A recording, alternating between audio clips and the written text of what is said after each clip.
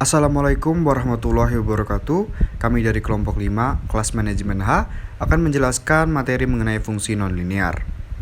Perkenalkan, nama saya Dwi Sandika Radia Ramadan, NIM 409, dan rekan saya yang pertama, Ainan Miftanul Nazira, NIM 421, Angga Fajar, NIM 381, dan terakhir adalah Novita Devina Putri, NIM 432. Berikut adalah pokok bahasan yang akan kita presentasikan pada kesempatan kali ini. Di sini saya akan menjelaskan tentang fungsi nonlinear. Fungsi nonlinear adalah hubungan matematis antara satu variabel dengan variabel lainnya yang membentuk garis lengkung. Bentuk persamaan fungsi nonlinear merupakan pangkat lebih dari satu. Fungsi linear dapat berupa fungsi kuadrat dan fungsi rasional. Grafik fungsi kuadrat berupa parabola dan grafik fungsi rasional berupa hiperbola. Di sini kalian bisa melihat gambar kurva parabola terbuka ke atas dan terbuka ke bawah. Parabola mempunyai titik puncak yang dinamakan vertex. Titik yang dimana arah perubahan fungsi dari menaik ke menurun atau dari menurun ke menaik. Garis yang tengah adalah sumbu simetris yang merupakan garis lurus yang melalui titik puncak dan membagi parabola menjadi dua bagian yang sama bentuknya. Apabila kurva parabola terbuka ke atas, maka titik puncaknya adalah titik yang paling bawah. Titik puncak tersebut dapat berupa titik minimum, dan jika kurva parabola terbuka ke bawah, titik puncaknya berada di titik paling atas berupa titik maksimum. Koordinat titik puncak dari suatu parabola dapat diperoleh dengan rumus titik puncak sama dengan min B per 2A, min B pangkat 2 dikurang 4AC per 4A, di mana A, B, dan C adalah parameter atau konstanta dalam persamaan. Jika Y sama dengan 0, maka bentuk umum fungsi kuadrat adalah Y sama dengan AX pangkat 2 ditambah BX ditambah C. Dan untuk nilai-nilai penyelesaian untuk X disebut dengan akar-akar dari persamaan kuadrat. Diperoleh dengan cara memfaktorkan atau dengan menggunakan rumus kuadrat sebagai berikut. X 12 sama dengan min B plus minus akar B pangkat 2 dikurang 4AC per 2A. Macam-macam parabola. 1. Jika A lebih besar dari 0 dan D lebih besar dari 0, maka parabola akan terbuka ke atas dan memotong sumbu X di dua titik yang berlainan. 2. Jika A lebih besar 0 dan D sama dengan 0, maka parabola akan terbuka ke atas dan menyinggung sumbu X di dua titik yang berhimpit. 3. Jika A lebih besar dari 0 dan D lebih kecil dari 0, maka parabola akan terbuka ke atas dan tidak memotong maupun menyinggung sumbu X. 4. Jika A lebih kecil dari 0 dan D lebih besar dari 0, maka parabola akan terbuka ke bawah dan memotong sumbu X di dua titik yang berlainan. 5. Jika A lebih kecil dari 0 dan D sama dengan 0, maka parabola akan terbuka ke bawah dan menyinggung sumbu X di dua titik yang berhimpit. 6. Jika A lebih kecil dari 0 dan D lebih kecil dari 0, maka parabola akan terbuka ke bawah dan tidak memotong maupun menyinggung sumbu X. Selanjutnya adalah parabola horizontal, memiliki bentuk umum yaitu X sama dengan AY pangkat 2 plus BY plus C, di mana ABC adalah konstanta, Y adalah variabel bebas, X adalah variabel tidak bebas. Dari persamaan itu sudah diketahui bahwa perbedaannya adalah di sumbunya. Kalau yang di vertikal tadi kan di Y, sedangkan horizontal adalah X. Nah, jika digambar di dalam sebuah kurva, parabola horizontal ini ada memiliki beberapa kemungkinan. Yaitu yang pertama, jika A lebih besar 0 dan D lebih besar 0, maka kurva parabola akan terbuka ke kanan memotong sumbu Y pada dua titik yang berlainan. Kedua, jika A lebih besar 0 dan D sama dengan 0, maka kurva parabolanya akan terbuka ke kanan dan menyinggung sumbu Y pada dua titik yang berhimpit. 3. Jika A lebih besar 0 dan D lebih kecil 0, maka kurva parabola akan terbuka ke kanan dan tidak memotong sumbu Y dimanapun. 4. Jika A lebih kecil 0 dan D lebih besar 0, maka kurva parabola akan terbuka ke kiri dan memotong sumbu Y pada dua titik yang berlainan. 5. Jika A lebih besar 0 dan D sama dengan 0, maka kurva parabola akan terbuka ke kiri dan menyinggung sumbu Y pada dua titik yang berhimpit. Dan yang terakhir, jika A lebih kecil 0 dan D juga lebih kecil 0, maka kurva parabola akan terbuka ke kiri dan tidak memotong sumbu Y dimanapun. Untuk menentukan titik puncak pada parabola horizontal, ada persamaannya yaitu min B pangkat 2 kurang 4AC per 4A, min B per 2A. Untuk titik potongnya yaitu ada Y 1,2 sama dengan plus minus B akar B pangkat 2 kurang 4AC per 2A. Nah, selanjutnya adalah contoh soal. Jika fungsi kuadrat X sama dengan Y pangkat 2 kurang Y kurang 6, carilah koordinat titik puncak dan gambarkanlah parabolanya. Pertama kita tentukan dulu ABC-nya. Untuk masuk ke titik puncaknya biar lebih mudah. Di situ sudah diketahui bahwa A-nya adalah 1, Y pangkat 2 itu, B-nya adalah min 1 atau min Y, C adalah min 6 sendiri. Tinggal dimasukkan ke dalam persamaan tadi, dihasilkan ada min 25/4, 1/2. Untuk titik potong sumbunya, yang pertama adalah untuk Y sama dengan 0, maka X-nya sama dengan min 6. Itu didapatkan dari Y-nya itu yang pada persamaannya diganti dengan 0, 0 pangkat 2 kurang 0 kurang 6 kan min 6. Sehingga titik potong sumbu X-nya adalah min 6,0. Untuk X sama dengan 0 itu bisa digunakan rumus yang tadi itu Y 1,2. Hasilnya di situ ada 3 dan min 2. Sehingga titik potong sumbu Y adalah 0,3 dan 0, min 2. Penggambaran kurvanya sendiri bisa langsung dimasukkan dengan titik puncak tadi ada min 25/4 dan 1,2. Min 25/4 ada di sekitar min 6, lalu kita masukkan titik potong sumbunya ada 0,3, 0, min 2. Sebenarnya dengan diketahui tadi ada A lebih besar 0 dan D-nya lebih besar 0, maka kemungkinan kurvanya akan benar seperti gambar tersebut, terbuka ke kanan dan memotong di sumbu Y. Fungsi pangkat 3. Dalam matematika, sebuah fungsi kubik atau dikenal sebagai fungsi pangkat 3 adalah suatu fungsi yang memiliki bentuk f(x) sama dengan ax pangkat 3 plus bx pangkat 2 plus cx plus d. Dengan A bernilai tidak nol atau dengan kata lain merupakan suatu polinomial order 3 turunan dari suatu fungsi kubik adalah suatu fungsi kuadrat. Integral dari suatu fungsi kubik adalah fungsi pangkat 4 atau kuartik. Menetapkan f(x) sama dengan 0 menghasilkan persamaan kubik dengan bentuk ax pangkat 3 plus bx pangkat 2 plus cx plus d sama dengan 0. Biasanya koefisien A, B, C, dan D merupakan bilangan real. Menyelesaikan persamaan kubik caranya dengan mencari akar nilai 0 dari fungsi kubik. Titik puncak dan titik belok. Titik puncak suatu fungsi adalah ketika gradien atau turunan pertama fungsi itu sama dengan 0. Titik puncak fungsi kubik f(x) sama dengan ax pangkat 3 plus bx pangkat 2 plus cx plus d adalah fungsi kuadrat 3ax pangkat 2 plus 2bx plus c sama dengan 0. Sedangkan titik beloknya diberikan rumus x sama dengan min b per 3a. Contoh soal, tentukan himpunan penyelesaian dari x pangkat 3 min 5x pangkat 2 plus 25x plus 125 sama dengan 0. Jawaban, x pangkat 3 min 5x pangkat 2 min 25x plus 125 sama dengan 0. X pangkat 2 buka kurung x min 5 tutup kurung min 25 buka kurung x min 5 sama dengan 0. Buka kurung x pangkat 2 min 25 tutup kurung buka kurung x min 5 tutup kurung sama dengan 0. Buka kurung x min 5 x plus 5 x min 5 sama dengan 0, x sama dengan 5 atau x sama dengan min 5 atau x sama dengan 5. Jadi himpunan penyelesaiannya adalah min 5,5. Mendeskripsikan fungsi rasional. Fungsi rasional. Fungsi rasional adalah fungsi yang memetakan suatu bilangan real x ke bilangan rasional dengan dan adalah polinom dan h tutup kurung tidak sama dengan 0. Contoh caranya atau rumusnya v tutup kurung x sama dengan p tutup kurung buka kurung x per d tutup kurung buka kurung x dengan p dan d adalah polinomial dan d x atau 0 dominan dari v X merupakan seluruh bilangan real kecuali pembuat 0 dari D.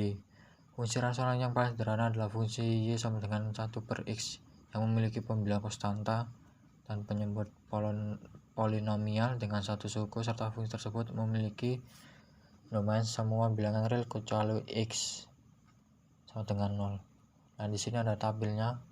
Fungsi Y sama dengan 1 per X.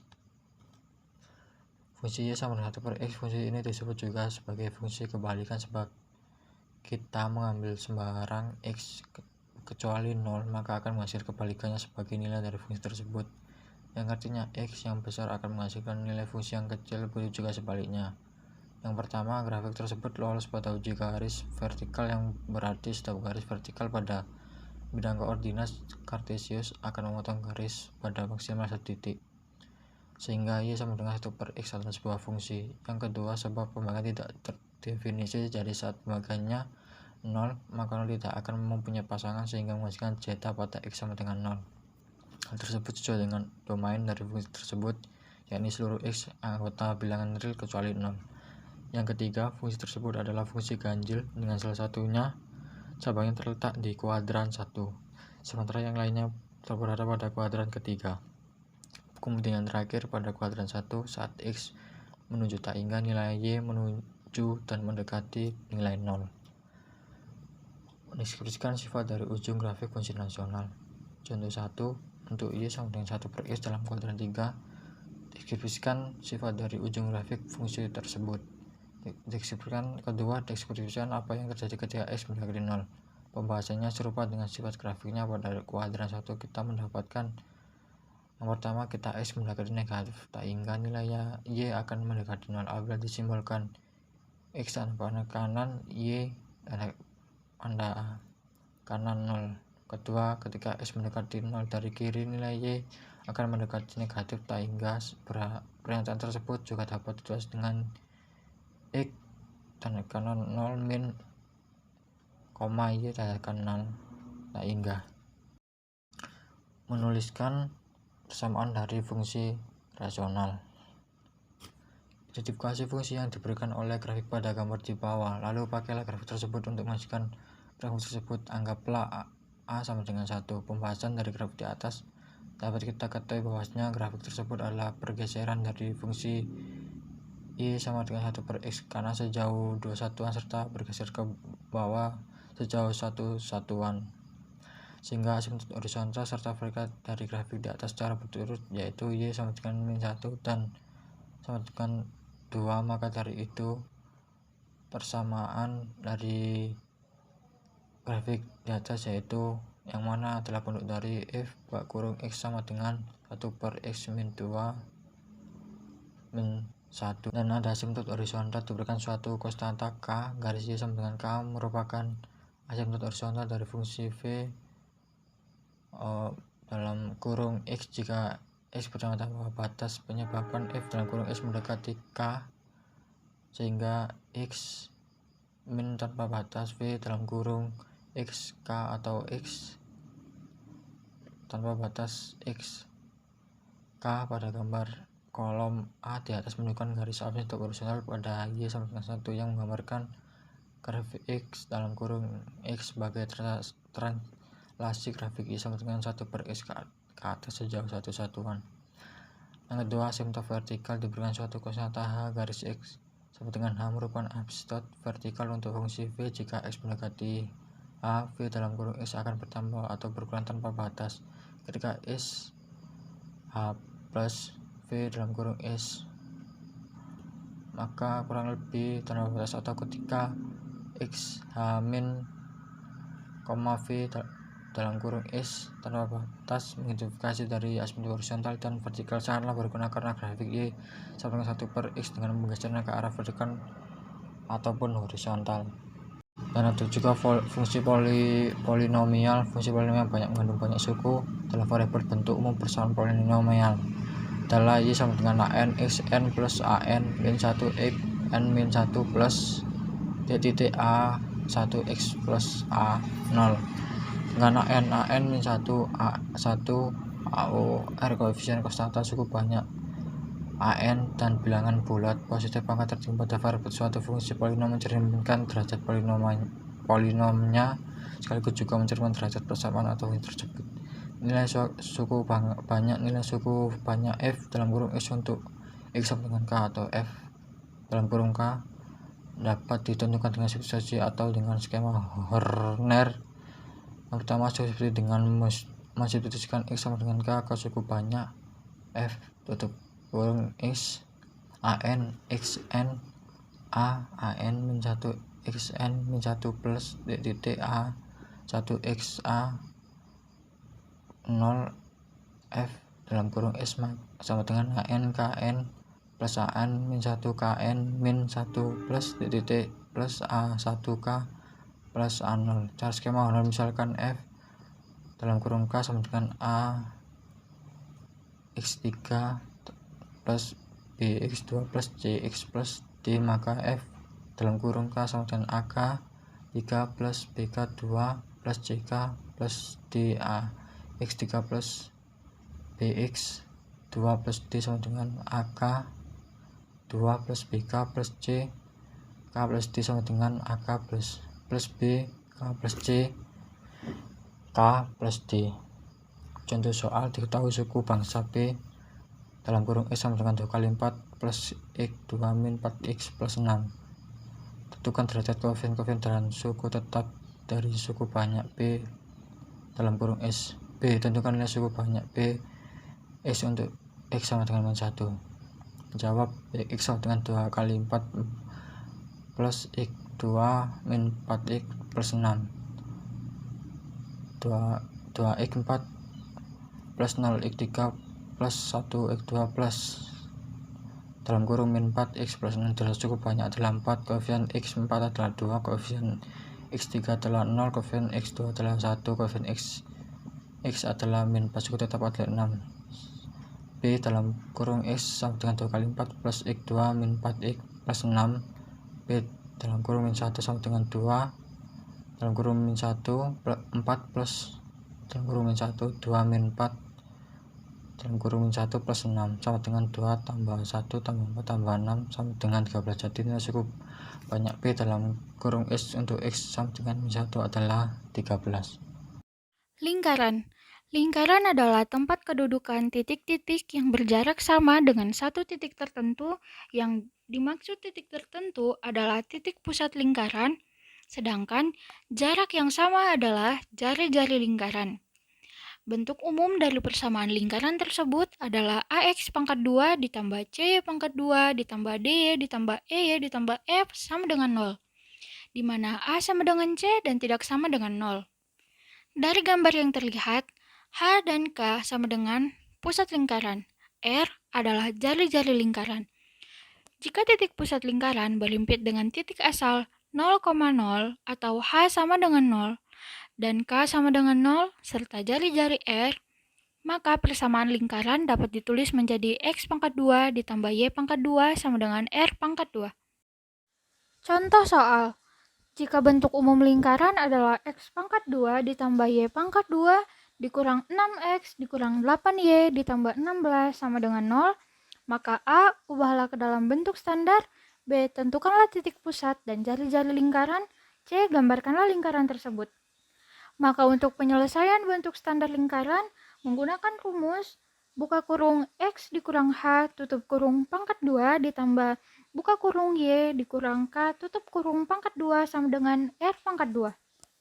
Dalam soal, X pangkat 2 ditambah Y pangkat 2 dikurang 6X dikurang 8Y ditambah 16 sama dengan 0, maka diubah menjadi dalam kurung X pangkat 2 dikurang 6X ditambah 9 tutup kurung ditambah buka kurung Y pangkat 2 dikurang 8Y ditambah 16 tutup kurung sama dengan min 16 ditambah 9 ditambah 16, maka hasilnya menjadi buka kurung X kurang 3 tutup kurung pangkat 2 ditambah buka kurung Y dikurang 4 tutup kurung pangkat 2 sama dengan 9.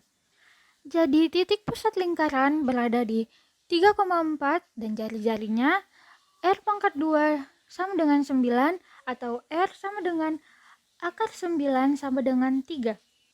Bentuk gambar lingkarannya bisa dilihat seperti berikut. Titik pusat lingkaran berada di 3,4.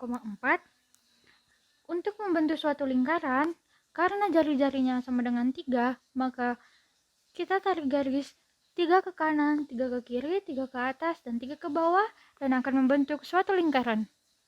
Bentuk yang terakhir ialah elips. Secara ilmu ukur, elips didefinisikan sebagai tempat kedudukan titik-titik dalam bidang yang jumlah jarak dari dua titiknya konstan.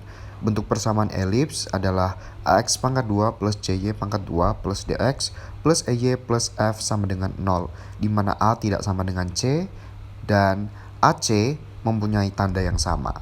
Bentuk umum elips dapat diubah ke dalam bentuk standar, yaitu dalam kurung x kurang h pangkat 2 per a pangkat 2 plus dalam kurung y kurang k pangkat 2 per b pangkat 2 sama dengan 1, di mana h, k adalah pusat elips dan sumbu utama sejajar dengan sumbu x apabila a lebih besar b, dan ketika a lebih kecil b maka sumbu utamanya sejajar dengan y. Contoh soal, tentukanlah titik pusat, jari-jari pendek, dan panjang dari persamaan elips 4x pangkat 2 plus 9y pangkat 2 plus 6x kurang 8y kurang 11 sama dengan 0. Penyelesaiannya tinggal dioperasikan lalu dimasukkan ke dalam persamaan elips tadi, sehingga didapat ketemukan ada h dan k-nya yang menjadi pusat elips, yaitu min 2,1, dan jari-jari panjangnya akar 9 sama dengan 3, jari-jari pendek sama dengan akar 4 yaitu 2. Nah, berikut adalah gambar dari persamaan tersebut. Bisa dilihat ada pusatnya yaitu h, k-nya yaitu min 2,1. Sekian presentasi dari kelompok 5. Atas kurang lebihnya kami mengucapkan mohon maaf. Wassalamualaikum warahmatullahi wabarakatuh.